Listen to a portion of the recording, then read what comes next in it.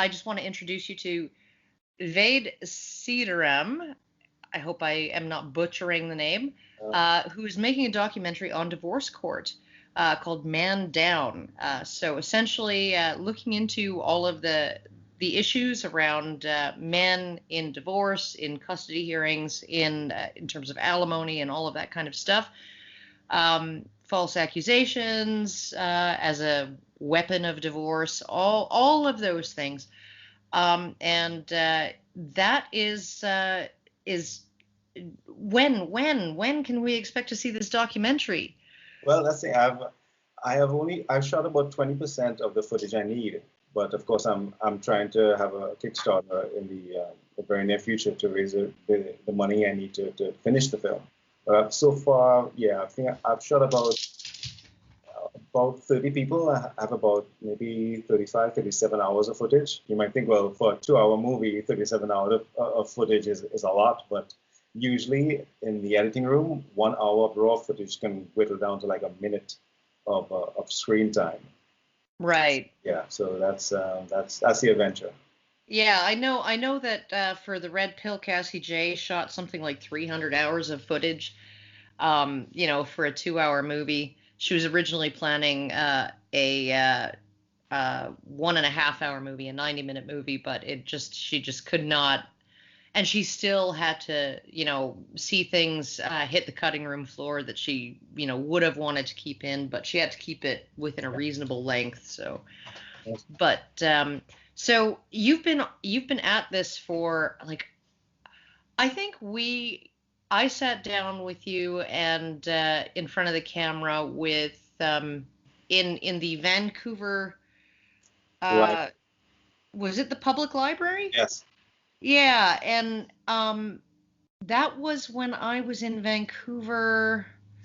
Geez, I was doing, I think Students for Liberty and the toxic femininity talk that I did for the Simon Fraser University Advocacy for Men and Boys Society, which is a really, really cumbersome name. So that was like years ago. And you must be like really trying to put together something super thorough. Oh my goodness. Just excuse me. Sure. This isn't bleach or acid. It's just water. Okay, it's a rabbit. It's a rabbit. You can relax. That's a good introduction. But what inspired you? What inspired you to actually put so many years into a project like this? Well, first of all, I will say that what they say about if you're not passionate about the project, you quote unquote need to be passionate about the project, and now I see why, because it's hard for you to plow through all the challenges unless you're passionate about it, because most people tend to give up. I think Steve Jobs had that little saying, most people tend to give up because they're saying, who would want to put up with all this if you were not motivated? And the way I think it began was, I think I interviewed you in 2016. And I think it all began in 2014 when I came to Vancouver, and I had a background studying film, but more like fiction, screenwriting. Mm-hmm. And I wanted to make a transition into nonfiction. So I had some experience with the camera, but then I wanted to take a more intermediate level course specifically in documentary filmmaking. So I came to Vancouver, and there was a 3-month course I was taking, and part of we had to do a final grad film, and we had to pick a topic. And don't ask me how, I stumbled upon a men's rights website. And I've told this dumb joke about 10,000 times, but it was the first thing that went through my head. I thought, oh, men's rights? What do they want? More time during the day to download porn? I don't get it. But then when I started reading their grievances, the most important one seemed to be what happened to men in family court. Instantly, I felt, well, okay, this is something I always suspected, was a big issue, but I wouldn't hear many people talking about it. So I assumed in my head, well, it might be affecting some people, but how many? Maybe not that many. Who knows? Right. I started getting these flashes of when I was a younger kid growing up, and I had, let's say, cousins who were a lot older than me, like 15, 20, 25 years older than me. I heard through the grapevines they were going through a tough divorce. Didn't know what that meant exactly, but that was when I was younger. I was I'm 45 years old now, so I was in my 40s when I stumbled upon this website, and was at that stage I had some friends who had been through a divorce, so they were able to tell me firsthand what they went through. So that's when I said, okay, this is at the very least a very meaty topic, and part of the personal story I want to tell in the film is, well, I'm not married, I've never been married, I'm 45 years old. I wonder, is it worth it? Because of Mm. course, there's always, the family and stuff pushing. When are you going to get married? You drop dead and die one day if you're not married. Mm. Um, so it did get me thinking. Even though I think I'm still open to getting married, but I know I can't blame some men for at least trying to keep it at arm's length to some degree. So that's where the curiosity. That's what sparked the interest. And I have to say, when I did the research I did, my jaw dropped when it came to certain things happening. I think the biggest one that had me shocked was when I stumbled upon paternity fraud. And I think Mm. Cornell Smith, Yeah. he when I read that he proved through DNA, at least initially, that he's not the father of this child, that he's paying child support, and the court still demanded that he pay child support. I said, that sounds pretty insane. I was completely floored, and I guess that's how I got sucked in.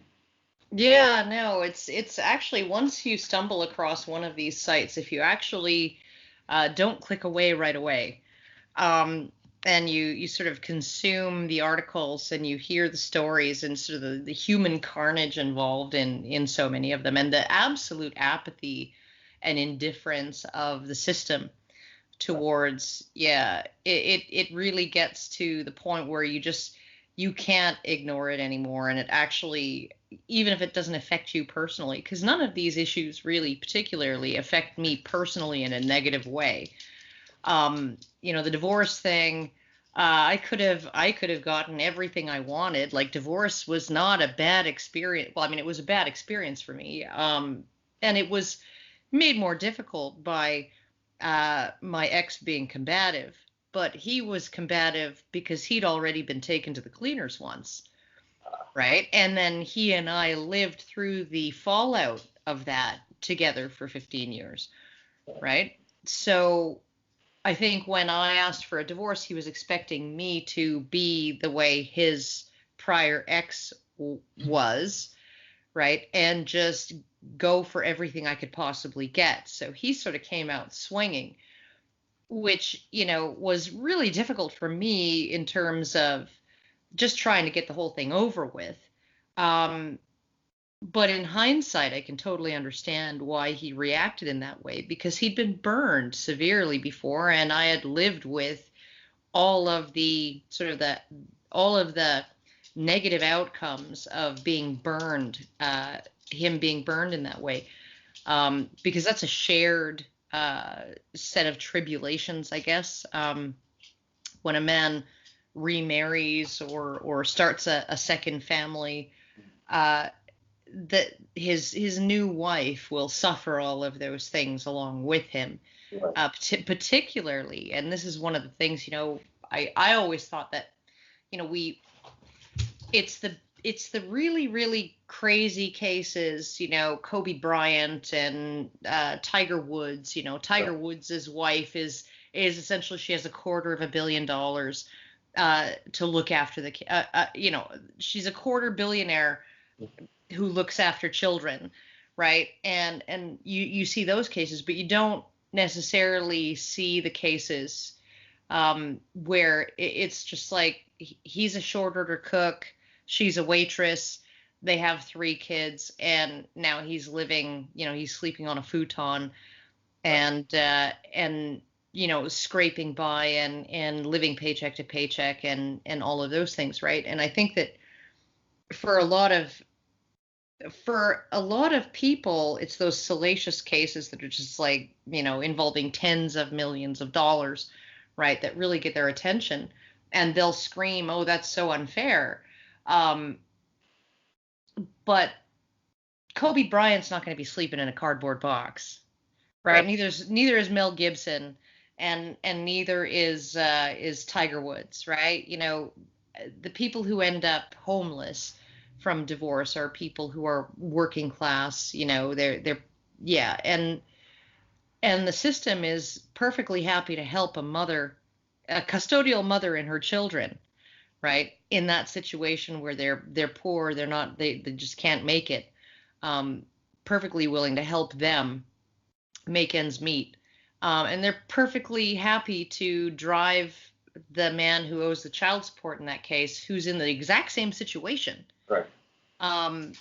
They'll drive him into a homelessness, or they'll put him in prison for non-payment. So well, this is, even though my film is still going to be it's oh my God. what's Stop.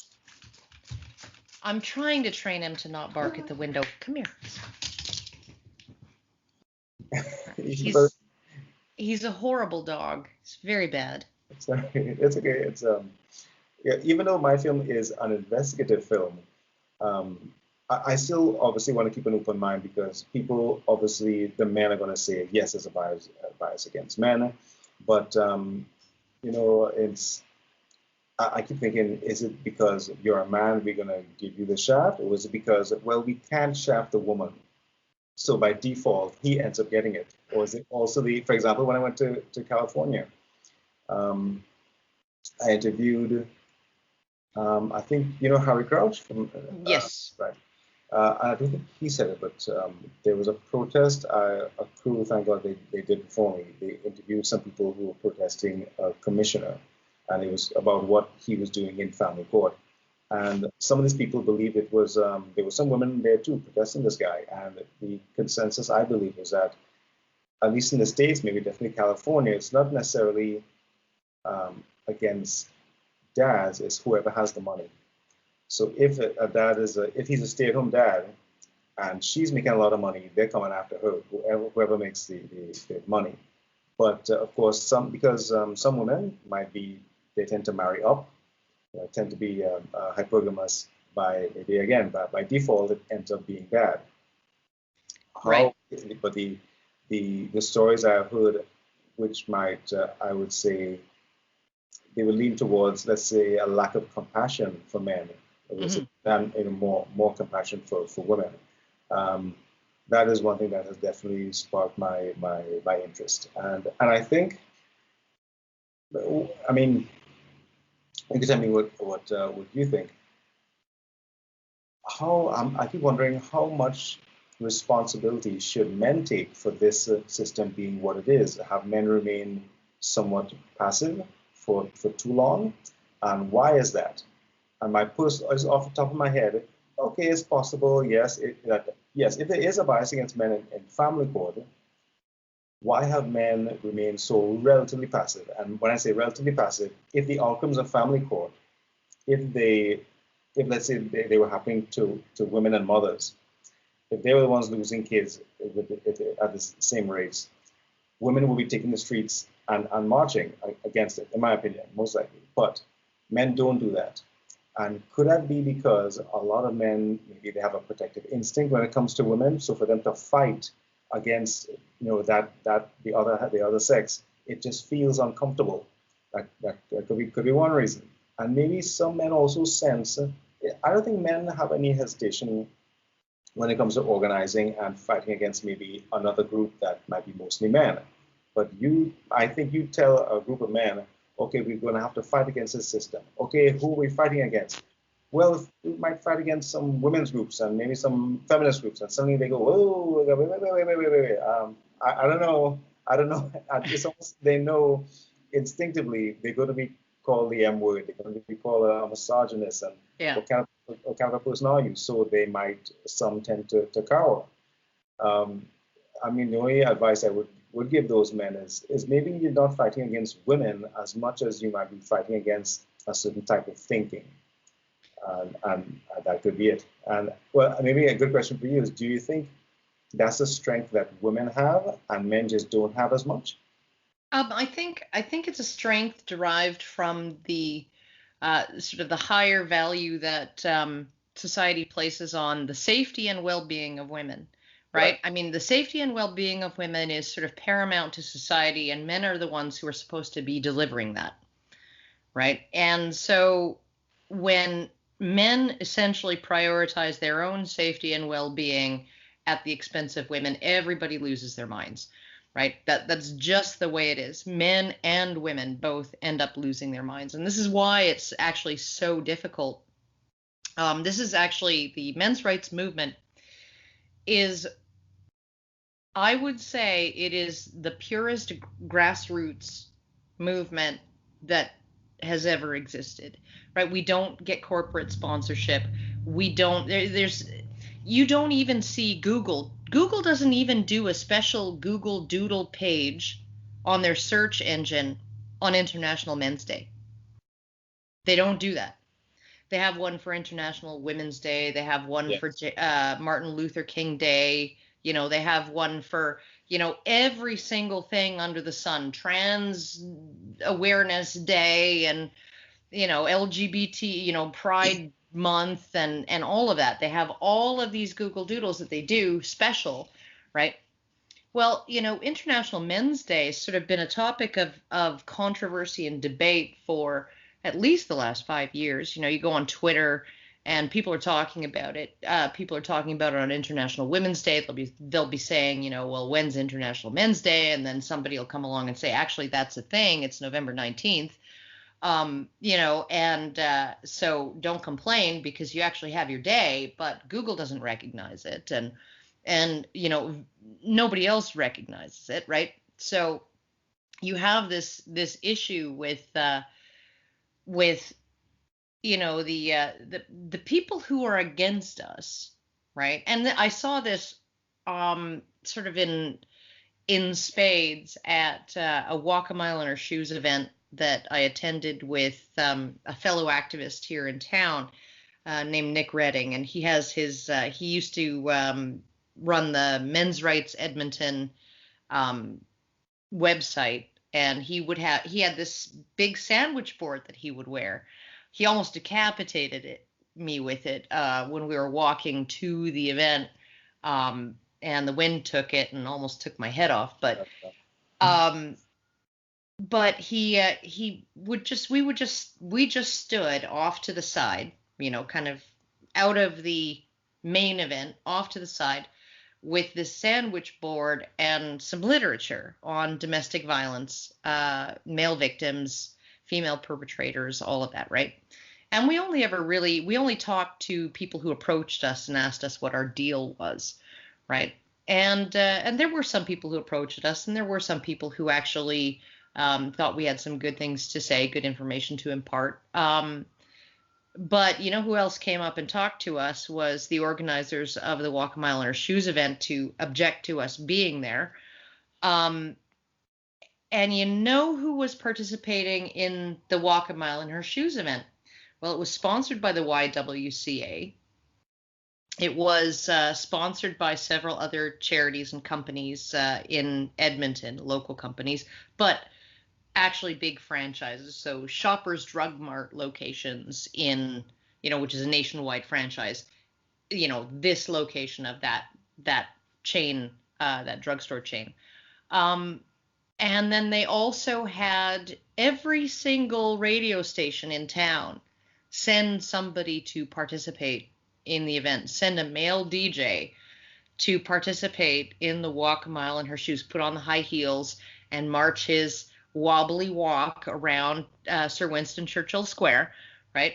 And so, I mean, like, they have this massive corporate support, right? Feminist movements, feminist groups, right? They have all of this, Google, Facebook, like everybody, like all of these massive moneyed corporations, right? And then you look at the men's rights movement, and we're like scraping for, do you really want that cup of coffee, or are you willing to send us $5, right? And and we have to sort of guilt people who are just like everyday rank and file members of the regular community to like send us money so we can continue doing what we're doing, because we just don't have support from corporations, from NGOs, from government. We don't have government funding, nothing, right? So I'm looking at it and I'm thinking, we are actually a grassroots movement, and it really is about challenging a way of thinking. It's not about demonizing women. It's not about saying women are awful. It's not about saying, every woman does this horrible thing. It's about saying the system, when women do bad things, sometimes the system allows them to get away with it and doesn't punish them. But oftentimes the system will actually hold the woman's victim down and help her out, right? And so that's really what we that's the position we're in. And it really is about that feeling that society owes women provision, protection, and support, and that men are the people who are supposed to deliver that. So when they start to say, I don't want to pay child support or alimony or whatever to this woman, right? Then society really does not react. It's like it's really going against the grain, and it's a very, very tough.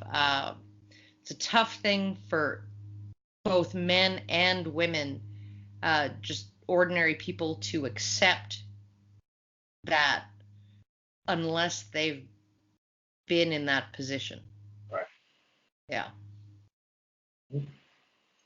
To me, it's such a fascinating topic, especially with the depth of psychologically how people tend to look at things. They perceive a man complaining about something versus a woman complaining about something very, very differently. Mm-hmm. The biggest, I can't say how big it was, but at the end of this feed, going off on a small tangent, I posted something. It was January on my Facebook page. It was January of last year. By the end of this thing, one guy wrote, "Vede, thanks so much. This was the greatest post ever in Facebook history." What I posted was, I'm paraphrasing.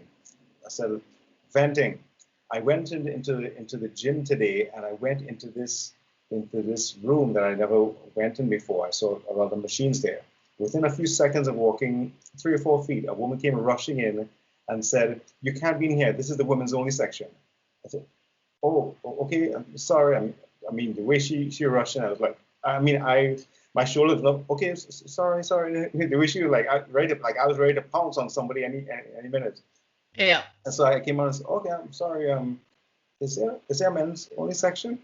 No. So, oh no, there's a co-ed section. Okay, right. Isn't that discrimination?" No. Well, no, this used to be a women's only gym, so now it's turned into this now.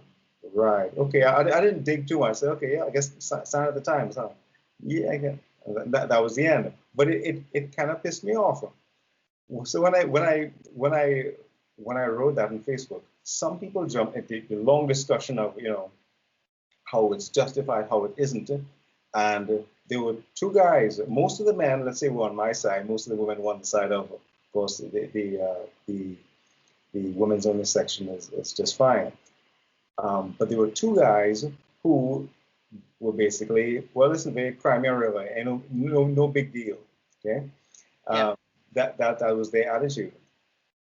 And I was thinking, I remember you said, I can't remember in which context you said it in one of the previous videos. You said that sometimes both sexes can be their own worst problem sometimes. Yeah. And I'm wondering if this could be one in that, and maybe I think I've been guilty of this myself. There have been times when even I've heard some guys complain about something, and I'm like, man, would you just shut up, just suck it up, and Yeah. quit complaining and do something. And I'm basically saying something like, Primary River, big deal. So do you think that applies in, let's say, in family court, with a lot of men not thinking, well, I should really stick up for other men because, come on, no big deal. Why can't they just suck it up and do what has to be done?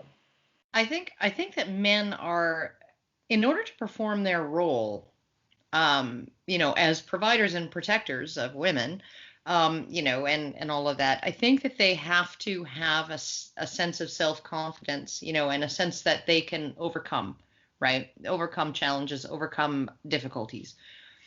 And so they end up with this sense that, well, okay, my friend got screwed in family court, but it's not going to happen to me, right? And then when it happens to them, I mean, this is one of the things.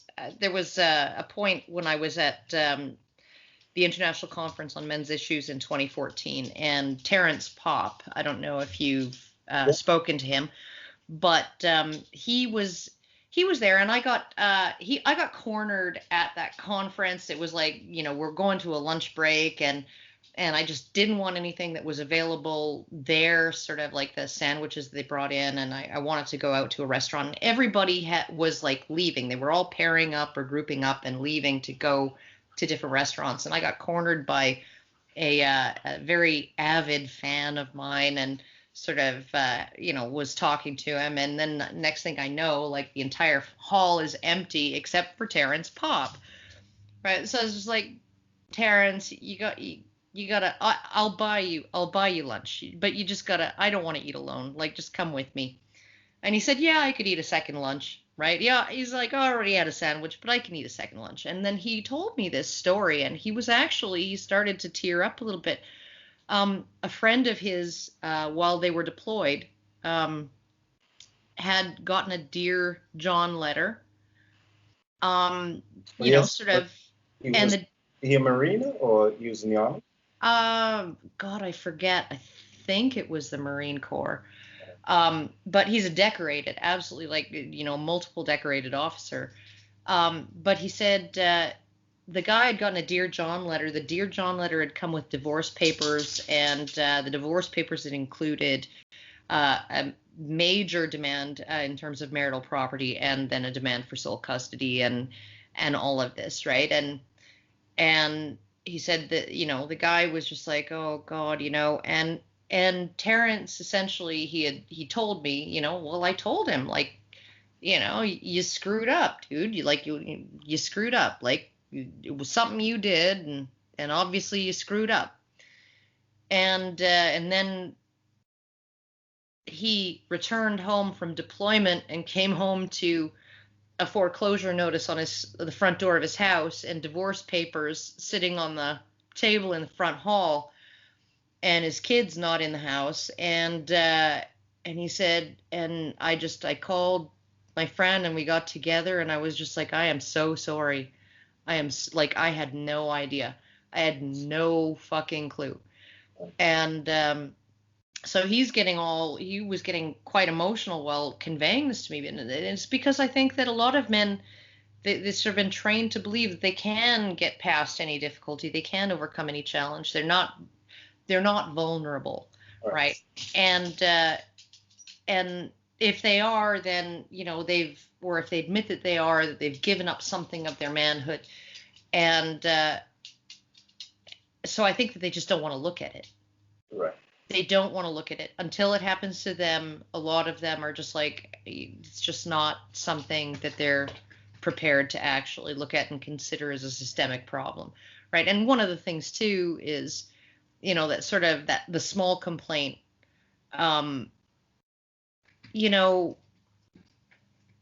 your freedom and your rights are taken away a bit at a time, right? It's not very often that, somebody comes in and just suddenly declares themselves the supreme dictator for life and changes all of the laws all at once, right? You lose your rights and you lose your freedoms incrementally. And so, yes, when you're 3 steps down the chain of losing your rights and you're complaining that we've advanced now to step 4, which is just an incremental change, right? A lot of people say, well, what are you complaining about? It's just not it's not very different from what there was, during stage 3, right? But it's still one little baby step along the walk towards not having any rights or freedoms at all, right? And I think that that's sort of, and this is not to say, right, like, because you could say, oh, well, and men's rights activists or anti-feminists complain about women who complain about manspreading. Well, manspreading is not a violation of your rights. It's one person sitting with their legs apart. It's not the system saying that if a man, it's not the transit authority saying if a man wants to sit with his legs apart, you have to stand because he deserves 2 seats. Right. Right. And you can get a ticket for that in New York. Did I read that right? Oh yeah, you can get arrested for it. Okay. Yeah. Oh, crazy. I mean, although I will grant them, you can also get arrested for putting your feet up on the seats, which a lot of women tend to do. So. Right. And some men do it too, but I also see a lot of women do. I guess maybe you might call it bag spreading. Bag spreading, yeah. They don't want to put their $1,000 Gucci bag or carriage bag, I think it's, or carriage house bag or whatever the hell the one was that was so popular a year or 2 ago. They don't want to put it on the dirty floor. And actually, it has if there is a seat and someone has their bag and it is one of those expensive bags, excuse me, can I sit here, please? And they'll pick up the bag. They won't put it on the floor. They'll put it on their laps. Of course, but I can understand that. Like, I don't want to put anything that I don't want to get dirty on the floor of the subway or the bus, but so I can totally see putting it on your lap, and I can totally see if the seat next to you is empty. By all means, put your bag there, right? Or spread your knees so that you're seated comfortably.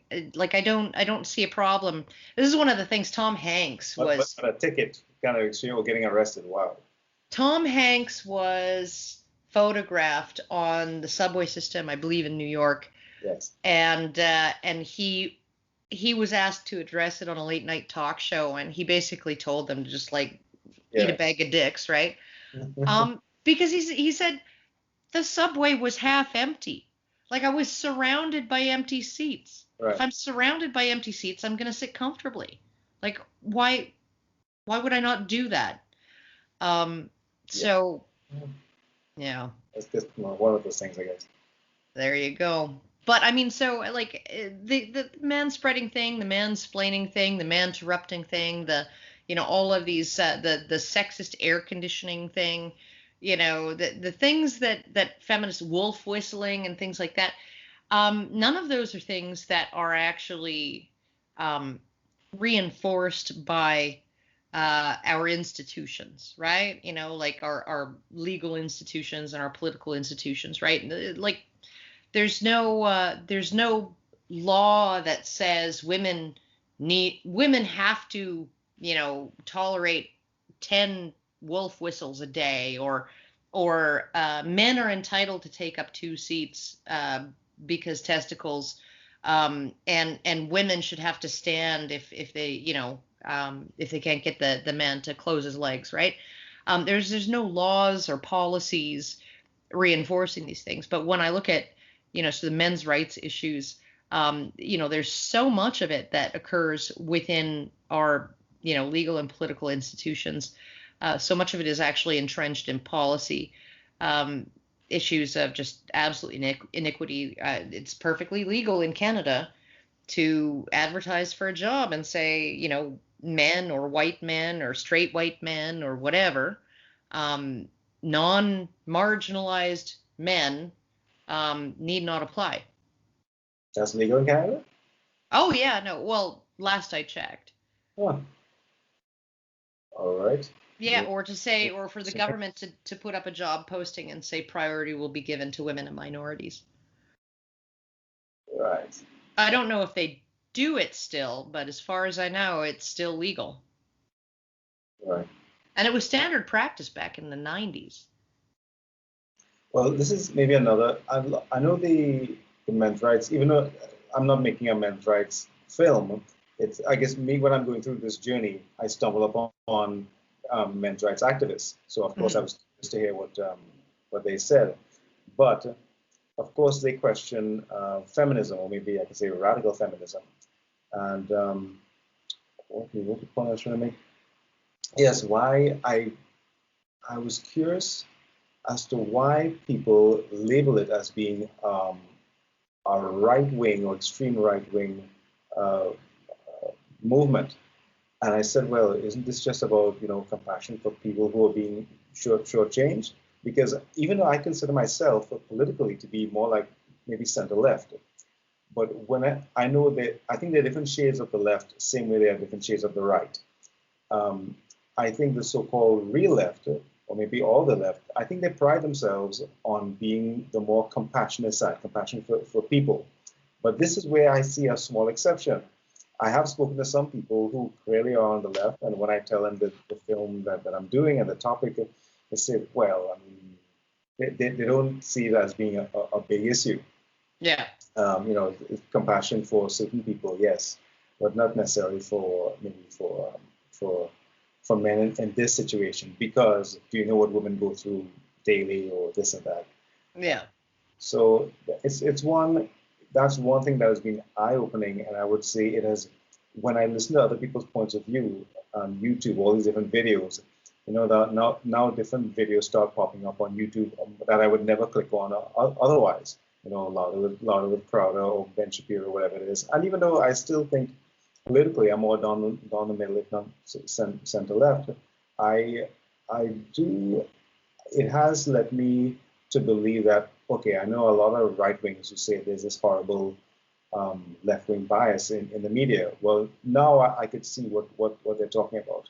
Even though I don't think most of the media, I don't think they have so-called great traditional journalistic values. I think there are few of them now. Now I think a lot of them, they're simply in news business, not news.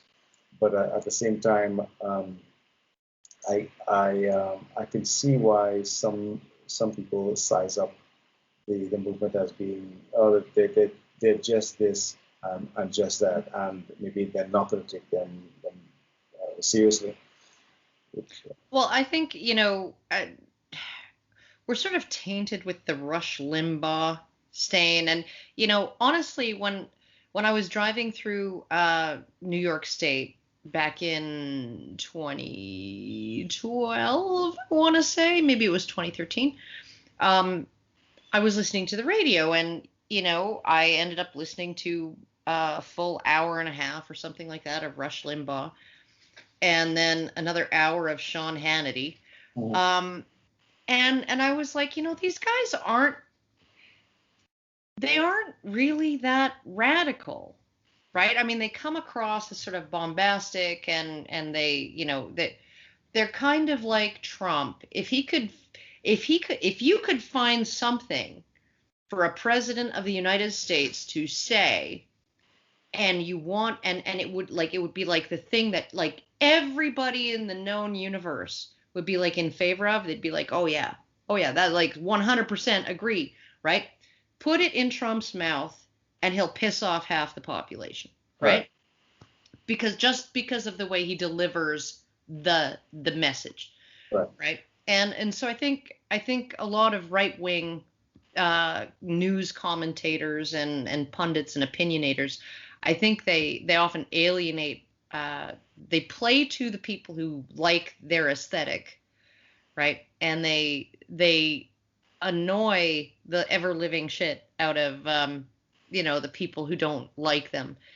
And but one of the things that I think that we're stuck with is the fact that it's only really been conservatives in the past who have criticized feminism. And feminism is the architect of a whole lot of the laws and policies right now that infringe on the rights of men.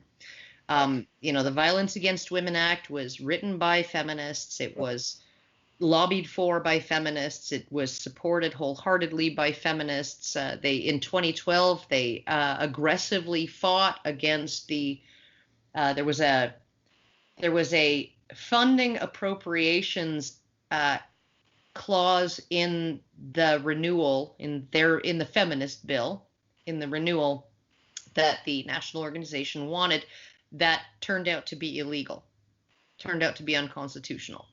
So everything else in it would have been fine, but there was this one aspect of how they would get funding that turned out to not be kosher. And so then a Republican came in and introduced a sort of more gender neutral version of the Violence Against Women Act. And the feminists at the National Organization for Women Convention in 2012 were absolutely kicking and screaming, and just they literally, on a panel discussion, they literally didn't say the Republican bill and the Democrat sponsored bill.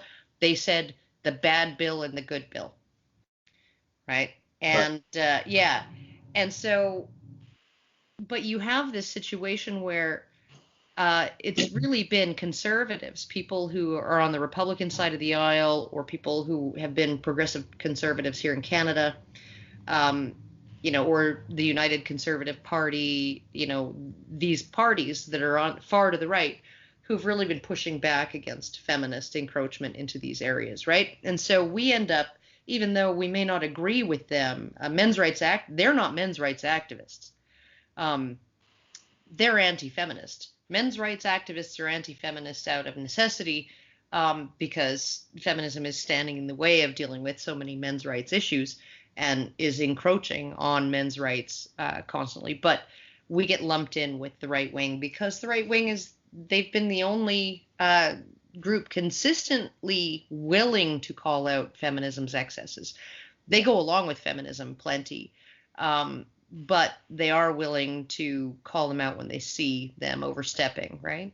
And do you think it's a mistake for men's rights activists to not consider how people perceive, or how people perceive it when you're attacking feminism? Because you have to remember, in the eyes of maybe most lay people, feminism is simply a synonym for women's rights in the eyes of many people. So, do you think it's maybe a mistake to not amend that, to not attack, let's say, feminism, but let's say to qualify by saying, say, radical feminism? And do you think it might hurt men's rights activists in the long run by not being a bit of a politician? Try to see how people perceive it when we're attacking feminism. Oh, you're attacking women's equality? You're crazy. Oh, well, I think that society has always been happy to allow men's rights activists to exist, so long as they never did anything, right? I mean, you got the mythopoetic men's movement, sort of the men's liberation movement, in the 1970s. Warren Farrell was part of that, or at least part of the feminist positive men's movement. He still got booted out of feminism. Because he asked questions, and he didn't say feminism is responsible for this, that, or the other. He just said, do men really earn more than women for the same work? Because I'm not seeing it. I'm looking into it, and I'm actually seeing that that's not the case, right? And out the door he goes, right? And so when you look at it, as long as there's a men's movement that confines itself to, I guess, to rubbing A535 on their wounds and not doing anything to prevent being wounded, feminism is happy to allow that to exist, right? But there's a long history of people concerned with men's issues who have tried to cooperate with the feminist movement and who have been shown the door. That's the best possible outcome is to just be shown the door. Sometimes you get blacklisted. Sometimes you get, your grad students get threatened. You're never going to have a career if you work for this guy, and bomb threats and death threats and all kinds of other things, right? So I don't think it's a matter of trying to be more diplomatic. I don't think diplomacy is going to work in this case. You can be diplomatic all you want, and meanwhile, they're planning a strafing run over your home base, right? Well, maybe the reason why MRAs have gained popularity is because you haven't been diplomatic, you've been provocative. So you maybe. Well, is it provocative? Was it provocative for Warren Farrell to say, I'm not really sure if men earn more than women for the exact same work? I'm not really sure that that's true, right? Was he being provocative by raising that issue? He was asking a question, and then he answered it, and he said, oh, hey, look at this data. Look at all of this research I did. You guys don't have anything to be angry about, right? And then he was turfed and smeared and, no longer invited to parties and all of that, right? So I don't think it's, and I don't know if you've talked to Warren Farrell, but he is probably the most soft-spoken, circumspect person that you could ever meet. He's like a little cuddly, fluffy bunny. And if they kicked him out, right, and he tried to cooperate with them and work with them for decades, right, and it wasn't until 2014, I believe, when the big protest to his talk in Toronto happened, right, that he washed his hands of the feminist movement and said, okay, I don't think I can work with these people. Like, I had always held out hope that we could find common ground, right? But now I'm seeing that maybe that's not possible, right? So I don't know that, I know that people like Paul Elam, right, are very, well, they say things that are controversial in order to stir up controversy. And they say things that are offensive in the hope of offending people, right? And, that there is a use for that, right? He got a lot of attention onto the issues by being so offensive that people couldn't actually look away. Right. Right. But there are so many people who have been willing to work with feminists, work in not cooperate with feminists, but work alongside them, essentially work in ways that don't annoy feminists, right, who still end up being vilified by feminists. I've often used the analogy that, once they take out Paul Elam, who's going to be the next extremist? The next person that they name is an extremist. It'll be somebody who's more moderate than Paul Elam. They'll name that person as an extremist and have them blacklisted and unpersoned, and then once they're gone, then the next moderate, more moderate person is going to be labeled as the extremist, right? I have seen this consistently. I've seen it consistently with even feminists that I talk to on social media, where, they try to tell me that, oh, well, it's feminists who have been doing the work to get male victims of domestic violence and female perpetrators, into like the, how we do things, support the male victims and punish the female perpetrators. And I was like, really, citation needed. And she sends me this paper from 2015 that was called the feminist case for acknowledging female violence, right? And so I just kind of went, okay, so 2016, right? We've been harping on this shit for 30 years, right? Since 1979, basically, or 1972. That was when Aaron Pitsey started talking about it. But now, finally, in 2016, feminists are willing to make a feminist case for acknowledging female violence. And if I may, just want to interrupt you quickly before I lose the thought. Is this the kind of thing, I'm not a woman, you are, is this kind of thing women talk a lot about on their own? Because a few years ago when I told someone, I was like at a luncheon, and I was telling some people, some other adults, one or two women, a few men, this film that I was thinking about doing. Mm-hmm. And I bumped into these people, men's rights activists, saying this and that about family court. I just said, well, I think you men have enough rights and blah, blah, blah. And she pointed off like that. But then I said, well, one thing I also read that they talk about is domestic violence against men. A lot more women hit than you think. And I thought she might then say that's ridiculous, blah, blah, blah. She did not hesitate. She said, oh yeah, that one I believe. yeah. And I was surprised that she was so adamant about, yes, some of us ladies do hit. And so I wondered, is it the kind of thing a lot of women know that other women do, they just keep quiet about? Yeah, no, absolutely. It's sort of accepted. It's and there is an argument to be made.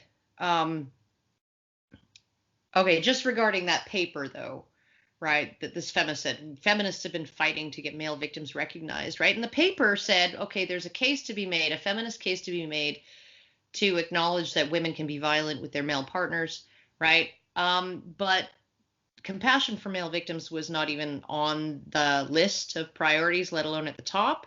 Mm-hmm. The primary reason that she wanted was arguing to change she admitted that feminism had engaged in a strategy of containment for decades, meaning just denying that women could be violent, and when you could not deny it, if there was a case where you could not deny it, you would, that she said, would nuance her violence in order to essentially turn her into a victim. So essentially say, well, because she was a victim of violence as a child, or a victim of violence prior to her expression of violence, therefore it's excused. It's not a big deal, right? But preserving the reputation of feminism was essentially the top priority, right? Because now the cat's out of the bag. People are starting to realize that women can be violent. People are starting to talk about it on a societal level, not just we all know, nudge, nudge, wink, wink, that women beat their husbands, but actually coming out and talking about it. And so now, in order to save face and retain relevance, feminism has to admit to this issue, right? And which is like, I'm thinking, well, that's not like this is not a 42-page paper on, why we want to help male victims. This is a 42-page paper on how we can maintain the reputation of feminism as a just movement while also retaining all of our funding, right? Did you read the whole thing? I did not read the whole thing. I read like long sections. Right. And but essentially, I think that women, of numbers, like proportions. Proportions? Yes. She actually said that men's rights activists exaggerate the number of women that are aggressive within relationships, right? Whereas, that the Partner Abuse State of Knowledge Project, PASC, has that's 1,700 studies, 17 meta-analyses of about 100 studies each, that came out and said that, unilateral violence, right, one partner hitting the other non-violent, that's about 70% of the time that's women beating on a non-violent man, not the other way around. That high. Yeah. So, you're looking, I mean, it stands to reason, right? Men are supposed to protect women. Men are told they're, from childhood, you never hit a girl, there's no excuse, blah, blah, blah, right? So I think that it's not that these men couldn't beat their wives, it's just that they don't, right? It's not that they couldn't hit back, it's just that they don't. So, and was the reasoning that sorry? And was the reasoning behind the Violence Against Women Act, was that it was a reason that I don't know, I think when men do hit, they usually are more likely to do more damage, but who initiates it more? I've heard, I've read that it's all close to 50-50. So who initiates it more, or maybe higher, maybe a little lower, depending on the country. But is the stat that says that usually when men do hit back, they usually tend to do more damage. Was that the reason for the Violence Against Women Act? No. Okay. The reason for the Violence Against Women Act was the Duluth model, right? Right. Because there was already in place a federal act in the United States called the Family Violence Prevention and Services Act, I believe. It was passed by Ronald Reagan, and in 1984. And that essentially just made it so that the legal establishment would consider an assault, regardless of whether it was between two strangers on the street or two people living within a family unit, right? So an assault was an assault. One of the things that feminists did when they brought in the Violence Against Women Act was they instantiated the Duluth model as the primary theory and model under which to deal with domestic violence. The Duluth model is based on the idea that men beat their wives because of patriarchy. It's also called sometimes the patriarchal terrorism paradigm, right? Men beat their wives because of patriarchy. Men beat their wives because of misogyny. Men beat their wives because of patriarchal masculinity and how the culture trains men to view themselves within the broader culture and within their families, and that domestic violence is sort of a microcosmic mirror or replication of the broader misogyny of a patriarchal culture. So it's essentially patriarchal men enacting the oppression of women on a microscopic scale or a microcosmic scale rather than through the broader culture. So I mean, like there's a whole ton of feminist theory and behind that really does not, it really has nothing to do with the fact that men are bigger and stronger or do more damage. It has to do with the perceived motivations and causes for men's violence against their female partners and their children, right? So definitionally, under the Violence Against Women Act, domestic violence perpetration is male. And as a consequence of the Violence Against Women Act, it's that if in domestic violence cases, the police, they see any kind of altercation between men and women, the man, is it specified? The man must be arrested? That was already the case, actually. Not that it was like mandated, but that it was sort of the norm. It was sort of typical that if a man was being violent, they would arrest him. If a woman was being violent, they would give her a stern talking to, right, and go away and leave, or they would arrest the man. There's always been this assumption that because men can do more damage, there's always been an assumption that because we've always been more willing to see men as actors, right? See men as the cause of things rather than the victims of things. Right. Act as acting rather than being acted upon. Okay. So I think that that's an informal bias that already existed, right? But in the 1980s, feminist groups started to demand mandatory arrest policies. This was because they believed that, there were lots of women out there who refused to press charges, right? And so if you took it out of the hands of the woman and out of the hands of her decision, right, you would be helping her as a victim because maybe she was refusing to press charges because she was scared of what would happen to her once he got out of prison or out of jail or whatever, right? Maybe she was, she just didn't feel like she could live without his income. She felt trapped within the relationship, blah, blah, blah. Maybe she had Stockholm syndrome, something like that, right? Right. Well, in California, after these mandatory arrest policies came in, arrests of men went up 37%. arrests of women went up 446%. So who was getting away with it the whole time exactly? Right, exactly who was getting away with it. So then feminists came in and they brought in something called the predominant aggressor policy and made that sort of the best practice of police departments. And that essentially says that you have to consider relative height, weight, and strength, right? Relative ability to do damage with your own hands. Weapons are apparently immaterial in this set of things. And also, which of the parties is more visibly distressed, right? So which of the party is more visibly upset, right? And you know who that's going to be, right? It's going to be the woman. Even if the man is more visibly upset, he's going to come across as angry and dangerous as opposed to, so, and then on top of that, one of the other considerations was accepted models of domestic violence, right? Which is the Duluth model, which is men hit women because patriarchy. Yeah.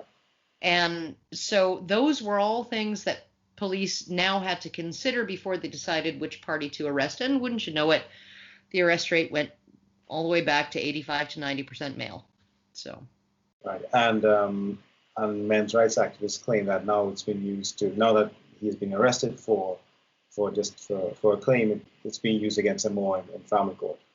Oh yeah, no, and it's kind of interesting. I was watching, I think it was like a district attorney in Texas. She was giving some seminar on emergency protection orders, and she's giving this seminar to a bunch of lawyers, and she was saying, okay, here's what I want you to do, right? If you have a client, a female client who is going through a divorce, you are representing her in the divorce. I know most of you go for your emergency protection orders through the prosecutor's office, right? And you go through the regular courts, right? A regular justice of the peace or a judge, right? But I want you to consider that instead of doing that, you file your emergency protection orders through the family court, because that will not only give you the emergency protection order, but it will immediately give you the leg up in the divorce. And I'm thinking, this is a prosecutor. This is like a district attorney. And she's essentially telling divorce lawyers how to weaponize emergency protection orders. Right. Well, and it does go into what I've been told about. If it's one thing I have been told by most of the men I've interviewed, and I guess the women as well, whether it's on their blogs or wherever else it is, lawyers in this system, man, they make out like bandits. They are not the losers in the system at all. I've never met a single person out of everyone I've interviewed so far. Not one has had good things to say about lawyers, even though they have actually not entirely true.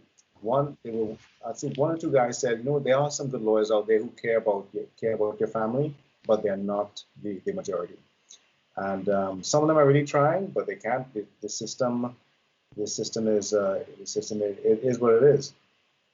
Well, I look at it. I picked my lawyer during my divorce because over 50% of his practice was mediation.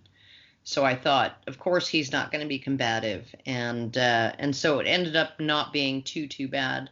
And he really did. I mean, he did essentially want to smack me a few times for being too reasonable. But I look at it and I think, he's a cook, I'm a waitress. We don't have any money to fight over. How much money are we going to spend finalizing this shit, right? And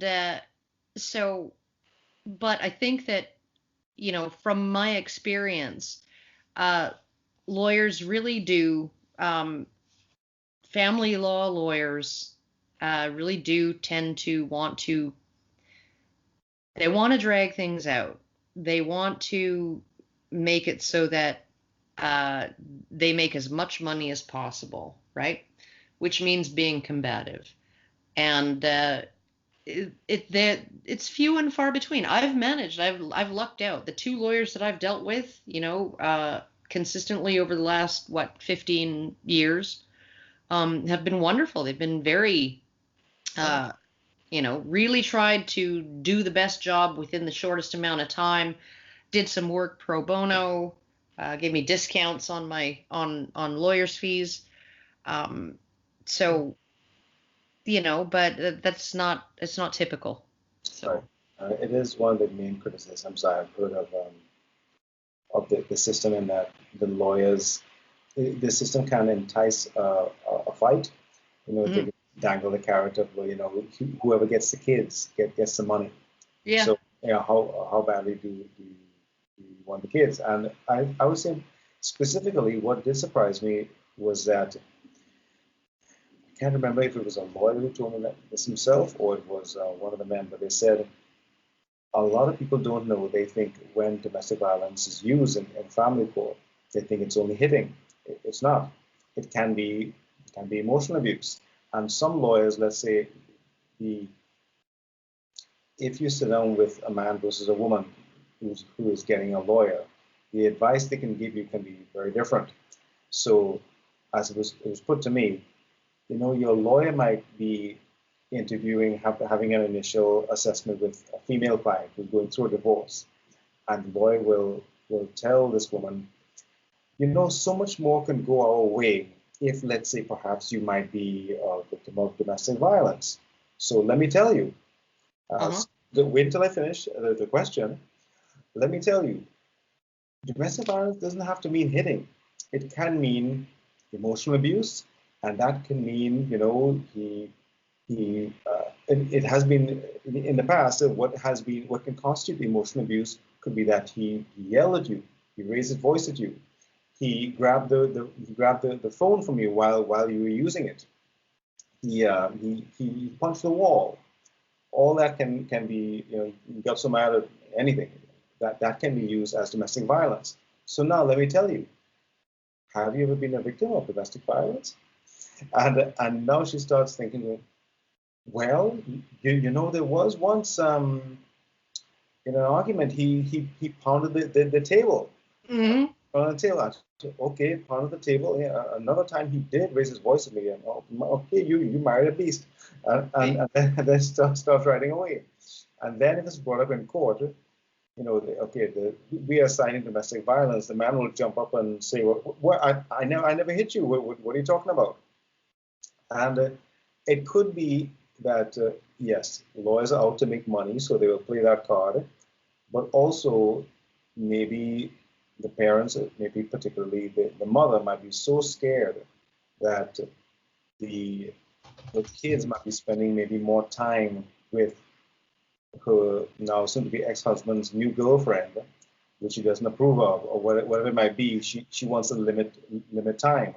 And suddenly the lawyer is saying, you have more time with the kids. If you think you're a better parent, then things can work more your way if we're quote unquote strategic. And that element, that, like I said, the system can incentivize a fight, or with these carrots. That I found shocking to hear. And I'm really eager to meet people who've said, that happened to me, or no, that's ridiculous. Whatever it is, I'm quite motivated to uncover those incidents. Oh, and it's not just the lawyers either, right? The entire system is sort of in with this. Title 4D is a federal statute that essentially, it was brought in to eliminate deadbeat dadism, right? And to incentivize state governments to aggressively seek child support from men who owed it. And so they brought in this scheme where a state child support agency, for every dollar of child support they collect from a non-custodial parent, they get a $1 grant from the federal government. This is in the States? Yes. Yes, I've heard that. Yeah, and so what that does is it makes it in the state's best interest to follow the sole custodial parent visiting parent model in all, just apply that cookie cutter to all cases, right? And in 90% of cases, that's going to favor the mother as the sole custodial parent, right? Because the father typically earns more than the mother, and because there is a mother bias in terms of being the hands-on caregiver for the children, right?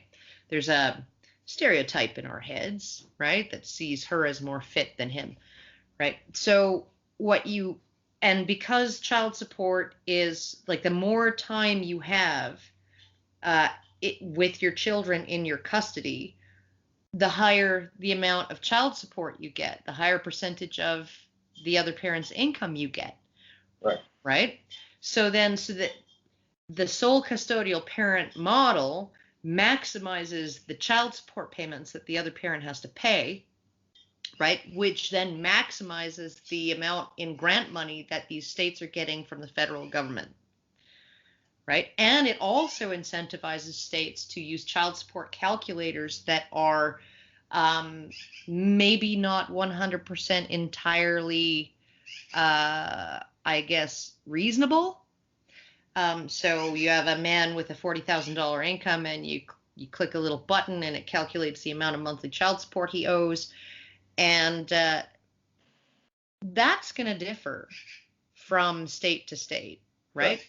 And the amount of money that a child needs will differ even from municipality to municipality, right? So if I live in downtown Manhattan, right, Yeah. I'm going to need a lot more money to feed and clothe and house my kids than I would if I lived in, I don't know, Woodstock, New York, or something like that, right? So you're looking, but there's this sort of cookie cutter, just get as much of his income as possible kind of incentive that the federal government gives these states.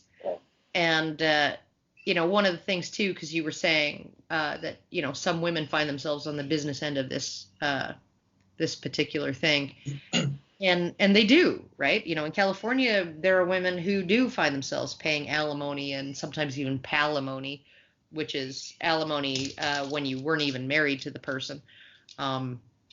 California has sort of common law, I guess, marriage and alimony that goes along with that, palimony. But Florida looked into getting rid of lifetime alimony. There are a few states that still have lifetime alimony. They looked into getting rid of it, and the reason they looked into getting rid of it, and the reason that there was a bill that was sponsored and that it passed both houses twice with overwhelming bipartisan support, was because the reason why they were willing to do this was because an increasing number, like something like 3 to 5% of alimony payers over the previous, 5 years were women. Right? And so they were like, and these women were just like, well, I never thought I'd ever have to pay for this asshole for the rest of my life. Like, how unfair is that? How unjust is that I'm getting treated the way men have been treated all this time? And so they were willing to look into changing it. But then it got vetoed twice by the governor, these bills. And the reasoning was that the Florida chapter of the National Organization for Women said, well, it would hurt more women than it harms. It hurt more women than it helps, rather. And it would be regressive.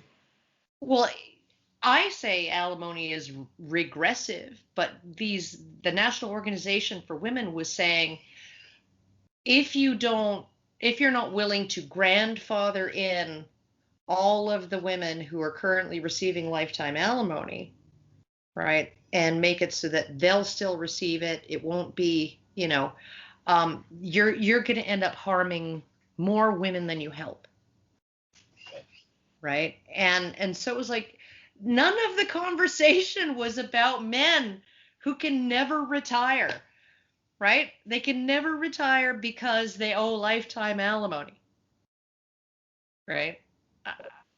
again, it plays into the perception of men versus women.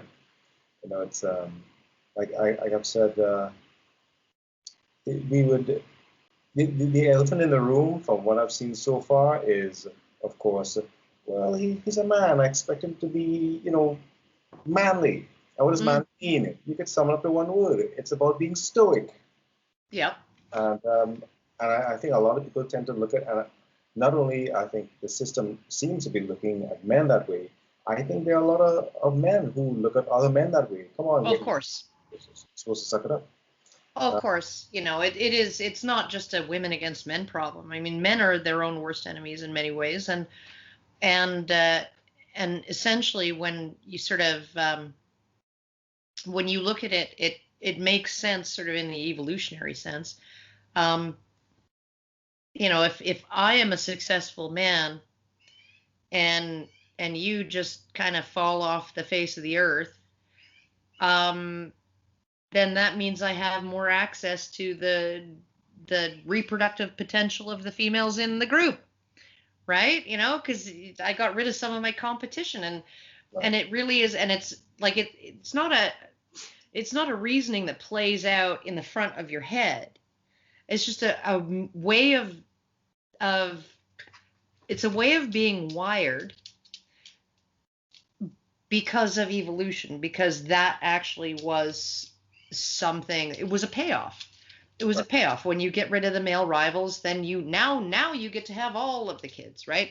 All the offspring belong to me, right? And no female of any species can say the same, right? No female of any species can say, well, if I just eliminate all of the other females in my immediate vicinity, and kind of push them out of the picture one way or the other, I can have like 20,000 children, right?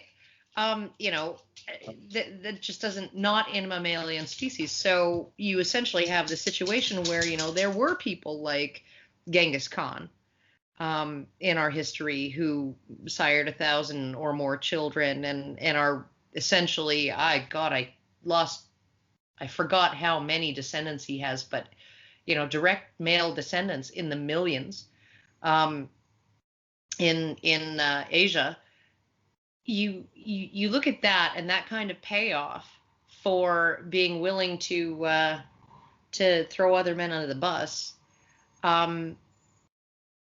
especially since it's not that easy for men to get reproductive opportunities. Right? It's super easy. Like the difference between a successful female and let's talk chimpanzees, a successful female and an unsuccessful one in terms of the number of offspring is, well, the successful one had 6 and the unsuccessful one had 4. Right? Whereas you look at the male equation, it's like the successful one had 90% of all the offspring in the group and the unsuccessful ones had 0, right? So it's just a different set of payoffs that led to a different way of viewing same-sex peers and a different way of interacting, a different intrasexual dominance hierarchy for both men and women, and a different way of relating to the world. And then the fact that every single man learns, about relationships and love and nurturing and care and all of that. The first experience he had of that was at his mother's breast. Right. And not from his father. It was from his mother. And so there is going to be a bias. There's going to be a bias in both women and men towards women. It's not quite as strong in men as it is in women. Women are like, full on 100% biased towards women, but and men are just like, oh, we're only 3/4 biased towards women. But it seems like men are sort of working from a handicap in terms of that, in terms of being able to achieve solidarity in this particular fight. They're very good in any kind of conflict that doesn't pit them against women. But women appear to be men's Achilles heels. Well, that's that wouldn't surprise me. That is absolutely true. There you go. I can't tell you the amount of men I've spoken to who have certain points of view, but second, when only men are around, they're speaking a certain way. The same topic pops up, and a few women are around, and they bite their tongues. They don't wanna. They don't wanna. They don't wanna say it. There you go. Well, I don't know. Even one guy, when his wife left the table, she left to go to the bathroom. She said, "Wait, I have to tell you, I did not agree with everything that she said. I just want to." Like, yeah, I understand what you're going I through. just don't want to be beaten later.